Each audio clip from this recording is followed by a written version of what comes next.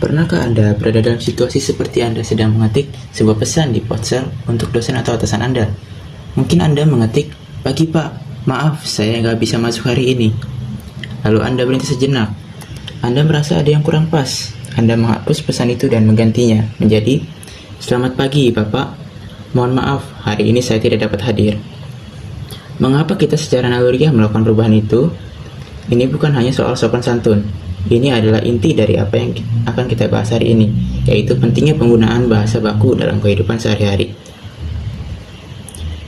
Jadi, apa sebenarnya bahasa baku itu? Secara sederhana, bahasa baku adalah ragam bahasa yang telah disepakati dan ditetapkan aturannya sebagai standar. Anggaplah ini sebagai cetak biru resmi bahasa kita. Acuannya jelas, yaitu Pedoman Umum Ejaan Bahasa Indonesia atau PUEB dan juga Kamus Besar Bahasa Indonesia atau KBBI. Kita menggunakannya dalam situasi yang menuntut keresmian, di sekolah, di kantor, dalam surat dinas, atau saat menyusun karya ilmiah. Di sisi lain, ada bahasa tidak baku. Ini adalah bahasa santai yang kita gunakan setiap hari untuk membangun keakraban. Aturannya sangat fleksibel dan sering dipengaruhi bahasa daerah atau bahasa gaul. Contohnya saat Anda mengobrol dengan teman di kafe, bertukar pesan di grup WhatsApp keluarga, atau mungkin saat tawar-menawar di pasar. Agar lebih jelas, mari kita lihat perbedaannya secara langsung. Ini adalah beberapa kesalahan umum yang sering terjadi.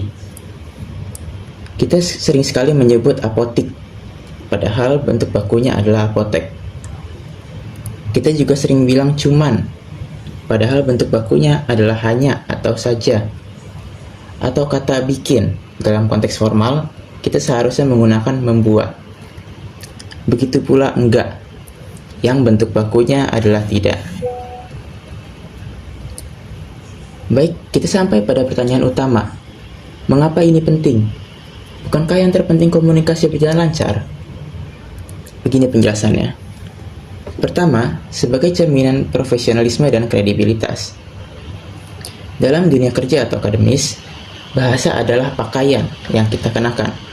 Menggunakan bahasa baku yang rapi dalam surel, laporan, atau presentasi menunjukkan bahwa kita serius, kompeten, dan menghargai audiens kita.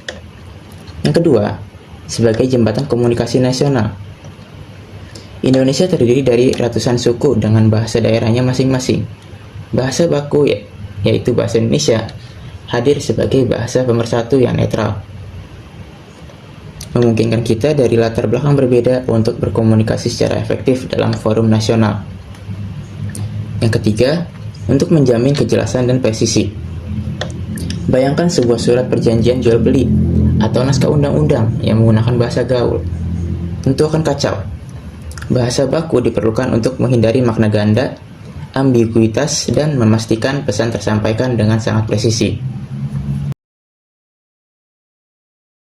Penting untuk kita catat, bahasa tidak baku bukanlah bahasa yang salah atau buruk. Bahasa tidak baku sangat penting untuk keakraban dan kreativitas dalam pergaulan. Masalahnya adalah ketika kita gagal membedakan konteksnya. Sekarang coba kita buat sebuah analogi.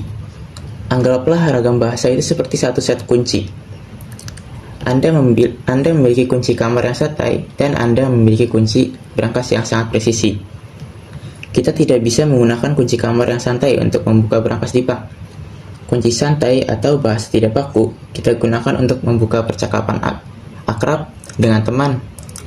Namun kita memerlukan kunci master atau bahasa baku untuk membuka pintu-pintu resmi seperti pintu pendidikan, pintu karir, dan pintu forum terhormat. Jadi, kemampuan untuk tahu kapan harus menggunakan kunci yang mana, itulah yang disebut kecerdasan berbahasa.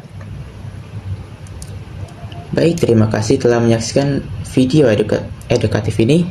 Mari kita biasakan menggunakan bahasa Indonesia secara bijak, baik dalam konteks formal maupun informal. Saya Genta Gemintang, pamit undur diri. Sampai jumpa.